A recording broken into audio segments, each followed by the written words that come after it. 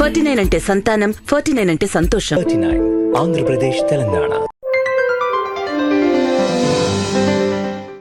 అందరికీ సీతారామ కళ్యాణోత్సవ శుభాకాంక్షలు. ఈ రోజున కూడా బీజేపీ రాజకీయాలకు తెరలేపింది. కాంగ్రెస్ పార్టీ రాష్ట్ర వ్యవహారాల ఇన్ఛార్జ్ మీనాక్షి నటరాజన్ గారి మీద బండి సంజయ్ గారు చేసిన కామెంట్స్ చూస్తే ఇంత ఇంగితం లేకుండా రాజకీయాలు చేస్తున్న పరిస్థితి మనకు అర్థమవుతున్నది. వారు ప్రముఖ గాంధేయవాదే కాకుండా సామాజిక ఉద్యమాలకు మేధా పాట్కర్ గారితో కలిసి జాతీయ స్థాయిలో ఉండే స్వచ్ఛంద సేవా సంస్థలతో పనిచేస్తున్న ఒక ఆదర్శ మహిళ. ఆ విషయం ముందుగా మీకు తెలియదు. తర్వాత కాంగ్రెస్ పార్టీ రాష్ట్ర వ్యవహారాల ఇన్ఛార్జిగా ఇక్కడ జరుగుతున్న ప్రధానమైన అంశాలన్నింటినీ కూడా అటు ఏఐసిసికి ఇటు సమాజానికి వాస్తవ పరిస్థితులను చెప్పాల్సిన బాధ్యతతో కూడిన వ్యక్తి.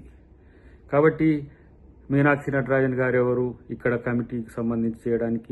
మీరు ఫ్యాక్ట్ ఫైండింగ్ కమిటీ వేయండి, మోడీ గారిని పెట్టి వేయండి. మరి మీరు బీజేపీ ఇలాంటి ఏమంటాము అజ్ఞానపూరిత స్టేట్మెంట్స్ వల్ల మీ స్థాయి కేంద్ర మంత్రులు, మీరిద్దరు సహాయ మంత్రి అన్నా అందరు అసహాయ మంత్రి అని మిమ్మల్ని అంటున్నారు. వారు కేబినెట్ మంత్రి అయినా కిషన్ రెడ్డి గారిని ఏ విధంగా చూస్తున్నారో మీరందరూ అర్థం చేసుకోవాల్సిన సందర్భం ఉంది. రాజమౌళి లేకపోతే సినిమా ఇండస్ట్రీలో ఉన్న చాలా మంది దర్శకులు మిమ్మల్ని చూసి భయపడుతున్నారట. మిమ్మల్ని అంటే బీజేపీని, బీఆర్ఎస్ని చూసి. మీ AI technology, artificial intelligence technology, గ్రాఫిక్స్ను మించి రాజమౌళి భయపడేంత స్థితికి, ఈర్షపడేంత స్థితికి మీరు తయారు చేసిన వీడియోస్ జాతీయ అంతర్జాతీయ స్థాయిలో ఈరోజు ట్రోల్ చేస్తున్న పరిస్థితి. దీనికి తప్పితే మీరు దేనికి పనికిరాని పరిస్థితి.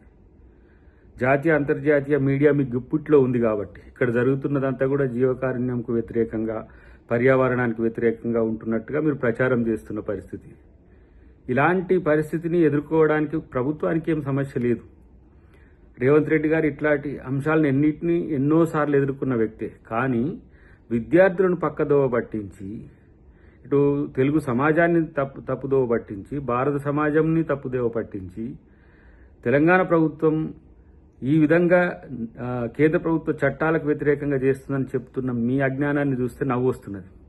మీ విశ్వేశ్వరరెడ్డి గారే మంత్రులకు కలిసి వివరించినప్పుడు ఆ మంత్రులు ఏమన్నారో ఒకసారి తెలుసుకుంటే మంచిది. రాజకీయాల కోసం, లేదంటే ప్రభుత్వాన్ని అవాసుపాలు చేయడం కోసం, లేదంటే మీ యొక్క అస్తిత్వాన్ని నిలుపుకోవడం కోసం ఇలాంటి ఏమంటాం పనికి మాలిన స్టేట్మెంట్స్తో బీజేపీ కాదు బీఆర్ఎస్కి కూడా ఏమీ గొప్పగా అయ్యేది ఏం లేదనే విషయం తెలుసుకుంటే మంచిది. తెలుగు ప్రజలకు, తెలంగాణ ప్రజలకు ప్రత్యేకించి వీళ్ళ పట్ల జాగ్రత్తగా ఉండాల్సిన సందర్భం వచ్చింది. ఎందుకంటే ఎక్కడైనా సరే అడవిలో ఏనుగులు, జింకలు, తర్వాత నెమళ్ళు ఒకే దగ్గర ఉండే పరిస్థితి చాలా అరుదుగా ఉంటుంది. కానీ వీళ్ళ గ్రాఫిక్స్ మాయలో పడి అన్నీ మర్చిపోయినారు. ఏది RRRలో కాక ఏ విధంగా రాజమౌళి చేసిండో ఆ ట్రిక్స్ అన్నీ కూడా బీఆర్ఎస్, బీజేపీ, సోషల్ మీడియా చాలా సమర్థవంతంగా వాళ్ళ యొక్క టీమ్స్తో పనిచేస్తున్నది. కానీ ప్రకృతి ప్రేమికులైనా, ప్రజాస్వామికవాదులైనా, సమాజమైన ఆలోచించాల్సింది ఏంటంటే అక్కడ ఉన్న పరిస్థితులు ఏంటి, వీళ్ళు క్రియేట్ చేస్తున్నవి ఏంటి అనే విషయాన్ని తెలుసుకుంటే మంచిది. ఎందుకంటే ఇట్లా రేపటి రోజున ఏ విధమైన అంశాలకైనా దిగజారడానికి బీజేపీ, బీఆర్ఎస్ ఎలాంటి బేసిజాలకు ఉండదు. ఇలా వాళ్ళు చేస్తున్న తప్పును కప్పిపుచ్చుకోవడానికే ఎట్లా ప్రయత్నాలు చేస్తున్నారో మనం చూస్తున్నాం. కానీ ఇలా తెలంగాణ ప్రభుత్వం, ముఖ్యమంత్రి గారు రేవంత్ రెడ్డి గారు ప్రజలకు సంబంధించి ఎలాంటి, విద్యార్థులకు సంబంధించి ఎలాంటి నెగిటివ్ రోల్ తీసుకోడు. రెండవది, ఇలా సుప్రీంకోర్టు కానీ, హైకోర్టు కానీ, చట్టాలకు కానీ, న్యాయాలకు లోబడి కాంగ్రెస్ ప్రభుత్వం పనిచేస్తుంది. గతంలో రాజశేఖర రెడ్డి గారైనా, రోషయ్య గారైనా, కిరణ్ కుమార్ రెడ్డి గారు కాంగ్రెస్ ముఖ్యమంత్రిగా ఉన్నప్పుడైనా చట్టాలను, న్యాయాలను, కోర్టులను గౌరవించిన మాట తెలుసుకుంటే మంచిదని చెప్పి నేను వాళ్ళకి హితవు చెప్తున్నాను.